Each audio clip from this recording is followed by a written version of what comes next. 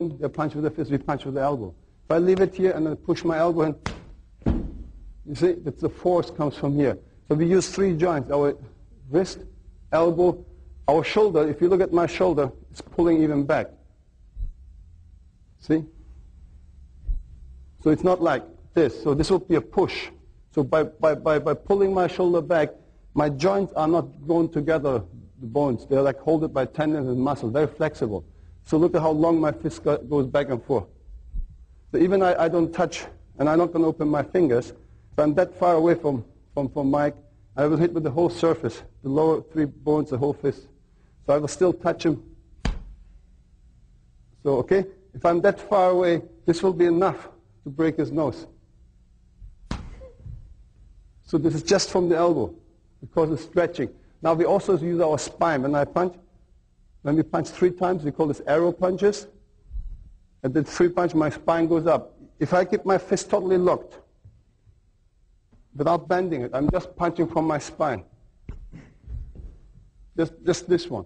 So you have to understand, when you step in, boom, this is in. So it's very explosive, very powerful.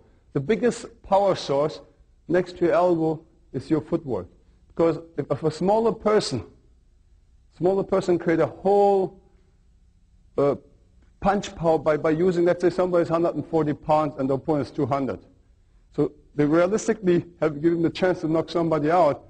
It's basically using your body weight to move in. If you look at in boxing, whatever, we dance, the moment I stay and punch, my weight is still. So it's about 40 to 60% of the rotation where my body weight is behind the punch. If you look at karate, they do it with the hips. Very traditional, of course. But the modern karate is basically boxing. You know, kickboxing is American boxing. It's traditional karate mixed with let's say, Western boxing. It's kickboxing, but they don't do punch anymore like this. So they punch like boxing. But still, if you use your hip, it's maybe 20% of your body weight behind. So in Wing Chun, if you look where just Mike stands, look at my rear fit. So look where he says it's really 100% body weight, exactly where he used to stay.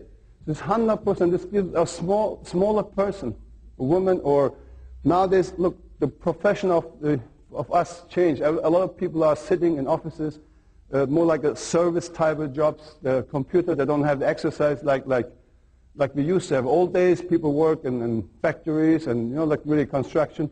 More and more people sit at homes and offices.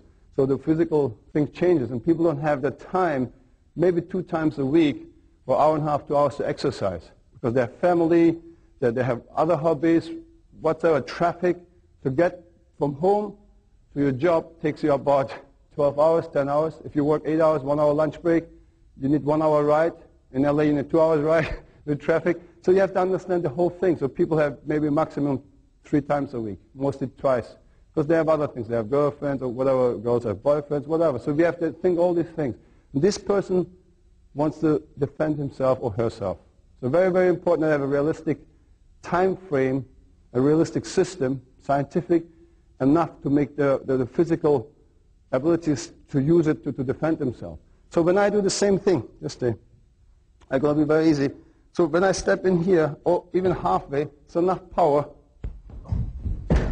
boom, to make him go down. But if you do the explosive with 3 punches, okay, it's very, very difficult. Also to deflect punches, we don't use blocks at all. Let's say even if Michael would block